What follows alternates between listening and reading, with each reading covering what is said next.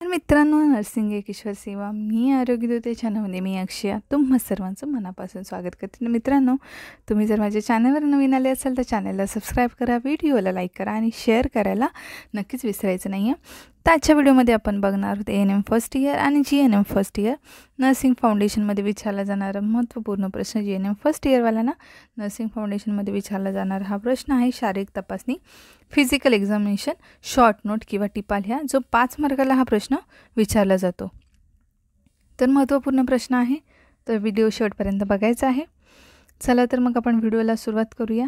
नवीन आले असेल तर नक्कीच सबस्क्राईब करा, व्हिडिओला लाईक करा, शेअर करा, ज्यांना गरज आहे त्यांना नक्कीच.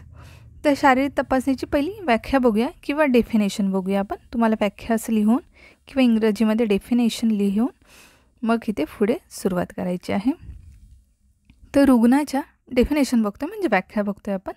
रुग्णाच्या डोक्याच्या केसापासून पायाच्या नखापर्यंत संपूर्ण शरीराचे पद्धतशीरपणे प्रत्यक्ष व निरीक्षण व तपासणी तंत्राचा वापर करून शारीरिक मानसिक स्थितीच्या अवलोकनाद्वारे रोगनिदान करणे याला शारीरिक तपासणी असे म्हणतात किंवा फिजिकल एक्झामिनेशन असेही म्हणतात.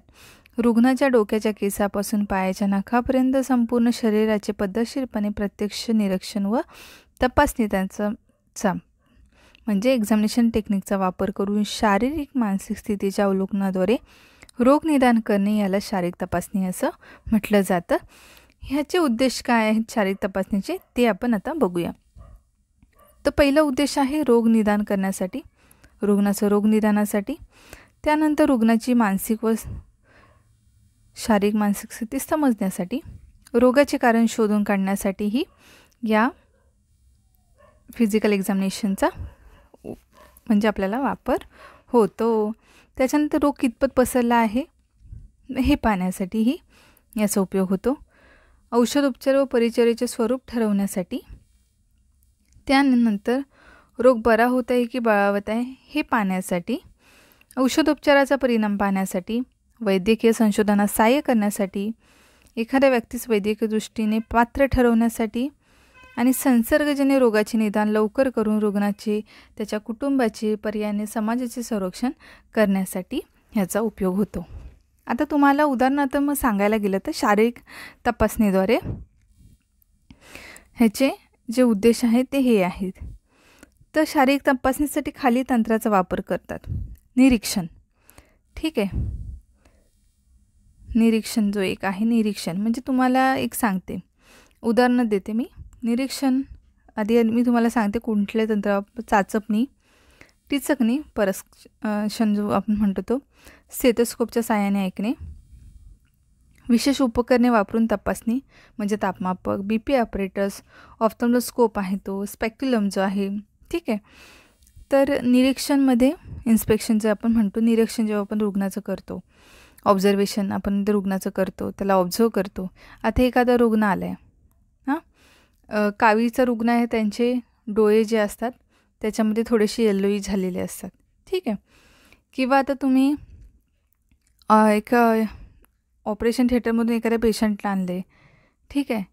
तर त्या पेशंटला ऑक्सिजन प्रोसिजर झाली त्याची, आणि थोड्या वेळाने आपण ऑक्सिजन लावला, डॉक्टरने सांगितलं की तुम्ही ऑक्सिजन जो आहे तो आता काढून ठेवा, बंद करा ऑक्सिजन थोड्या वेळासाठी, पेशंट आता शुद्धीवर आहे. पण काही वेळानं असं लक्षात येते पेशंट तुम्हाला निळसर थोडीशी त्याची नखं किंवा पेशंट थोडंसं निळसर देतो, म्हणजे त्याला ऑक्सिजनची थोडीशी कमी आहे त्या रुग्णाला.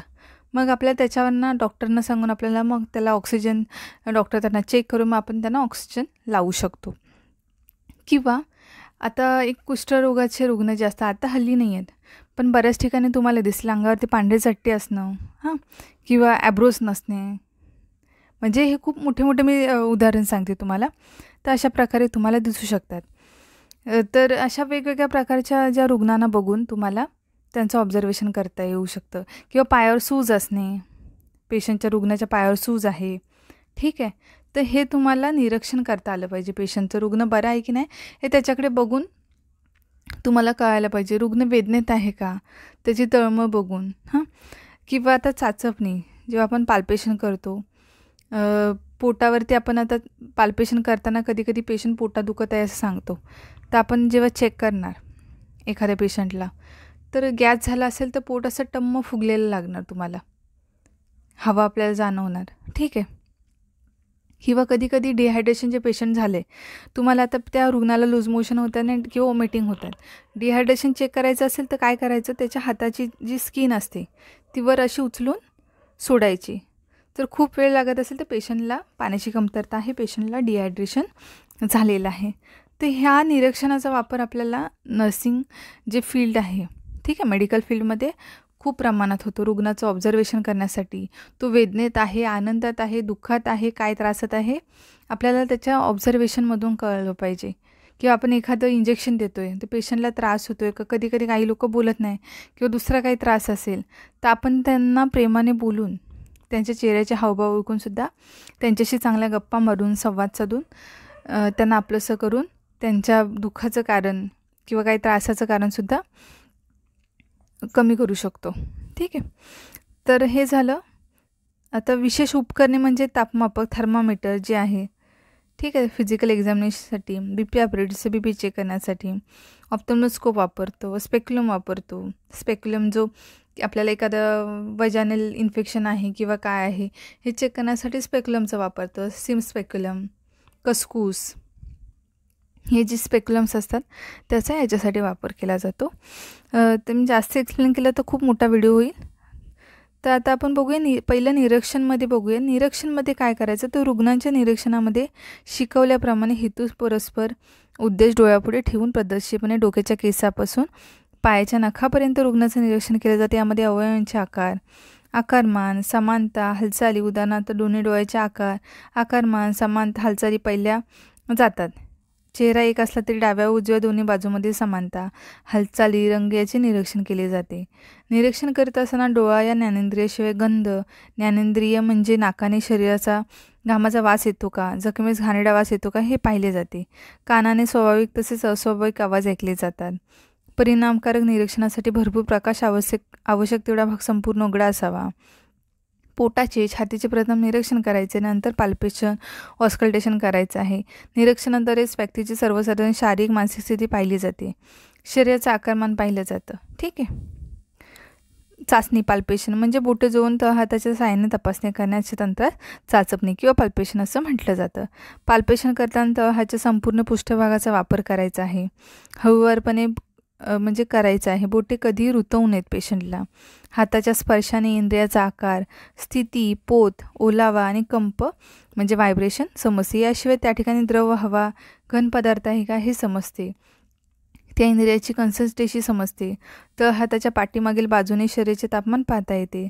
चाचपणीपूर्वी परिचारिकेने आपले दोन्ही हात एकमेकांवर घासून उपचार करायचा आहे, ठीक आहे. चाचपणी जेव्हा आपण कधी प्रेग्नन्सीमध्ये आपण जेव्हा पोटाचं पाल्पेशन करतो, डिलिव्हरी ज्या प्रेग्नंट बायका असतात, थंडीच्या दिवसामध्ये आपण इमिजिएटली हात वॉश केलेत आणि सडनली जाऊन तिच्या पोटाला हात लावायचा असं करायचं नाही आहे. कधी पण हात दोन्ही एकमेकावर घासून रब करायचे आणि छानपैकी आपण जरी कुठलंही पाल्पेशन करायचं असेल तर तसं प्रकारे करायचं आहे. त्यानंतर आहे टिचकणी परीक्षण.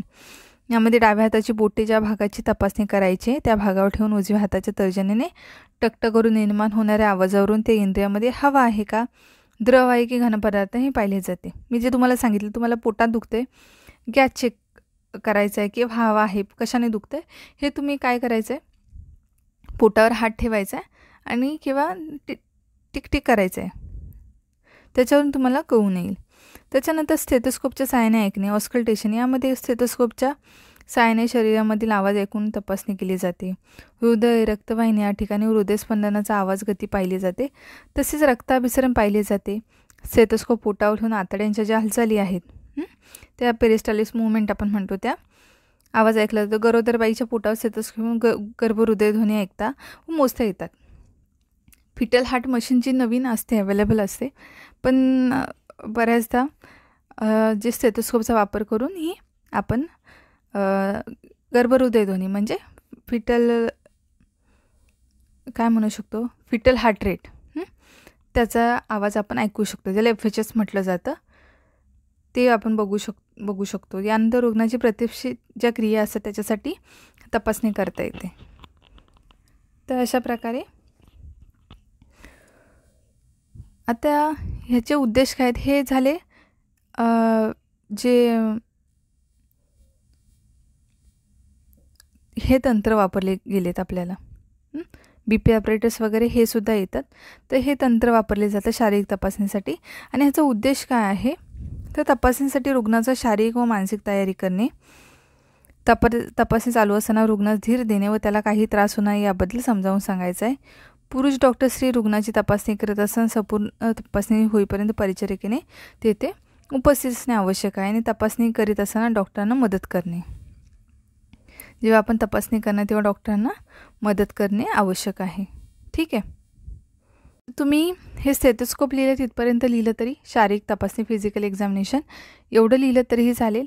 जर अजून तुम्हाला नोट्स पाहिजे असतील तेही तुम्ही ॲड करू शकता. आता तपासणीपूर्वी रुग्णाची काय तयारी करायची ह्याच्यातले हेही तुम्ही ॲड करू शकता, कारण तुम्हाला 5 मार्काला लिहायचं आहे. ते लिहिलं तर खूप मोठं होणार. त्याच्यातले पण मग शॉर्ट मुद्दे तुम्ही काढू शकता. मी डिटेल्समध्ये सांगितले. तपासणीपूर्वी रुग्णाची तयारी काय करायची आहे, तपासणीचे उद्देश समजावून सांगून तपासणी चालू असताना रुग्णाकडून काय अपेक्षित असते याची कल्पना द्यायची रुग्णाला डॉक्टर काय काय विचारते याबद्दल सांगून ठेवायचं आहे. उदाहरणार्थ सध्या काय त्रास होतो, कुटुंबातील सर्व व्यक्तींची आजाराची माहिती, सवयी, पूर्वी काही आजार झाले असतील तर त्याची माहिती विचारतात, ती आपल्यास द्यावी लागते हे रुग्णाला सांगायचं आहे. विशेषतः स्त्री रुग्णांना जास्त समजावून सांगावे लागते, कारण डॉक्टर तपासणीमध्ये काय तपासणार आहेत याबद्दल ती शांसक असते. तेव्हा आपण स्वतः संपूर्ण तपासणी होईपर्यंत तिच्याजवळ थांबणार आहोत हे सांगावे. त्यामुळे तिच्या मनातील भीती व काळजी कमी होते. ठीक आहे. तर परिचारिका म्हटल्यावरती, आपण सिस्टर म्हटल्यावरती मेल फिमेल दोघांसाठी सांगते. रुग्णाच्या जवळ जायला पाहिजे, त्यांना आपलंसं करून घ्यायला पाहिजे, त्यांचा आपला विश्वास असायला पाहिजे आणि आपण त्यांच्याजवळ असणार हे आपण त्यांना सांगता आलं पाहिजे आपल्याला. तर अशा प्रकारे तुम्हाला फिजिकल एक्झामिनेशन जेव्हा विचारलं जातो त्याच्यामध्ये तुम्ही ह्या नोट्स लिहायच्या आहेत. खूप मोठ्या नोट्स आहेत. 5 मार्काला तुम्हाला खूप इनफ होतील. तर अशा प्रकारे हा आजचा व्हिडिओ होता. लवकरच भेटू पुढच्या व्हिडिओमध्ये. तोपर्यंत काळजी घ्या, मस्त राहा, स्वस्त राहा. धन्यवाद.